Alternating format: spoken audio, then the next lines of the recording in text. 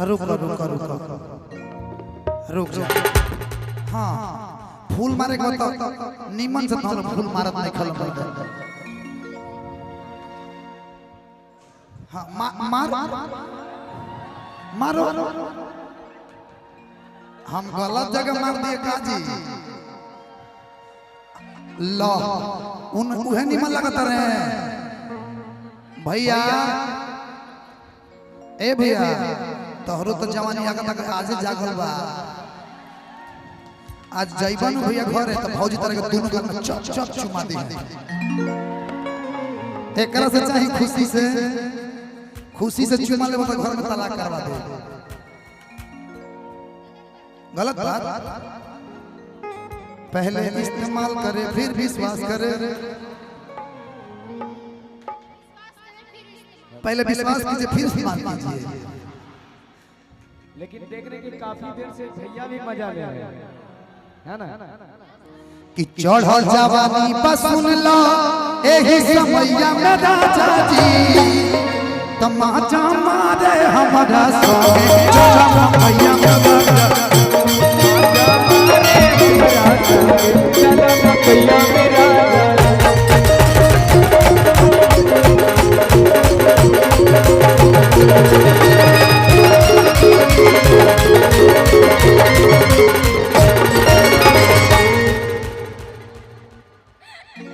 ऐसे में brake fail हो जाएगा देखा हमार ब्रेक फेल भई तो सीधा अंदर गइल का ब्रेक अंदर चल जाए कि भई जवानी के मौसम एही समैया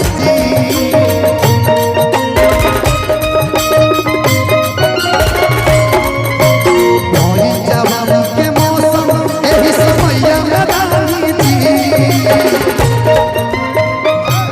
इधर देखिए इधर कि भई जवानी के मौसम एही समैया में रानी जी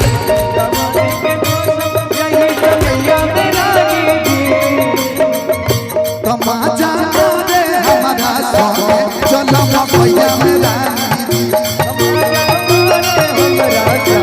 चला भैया मेरा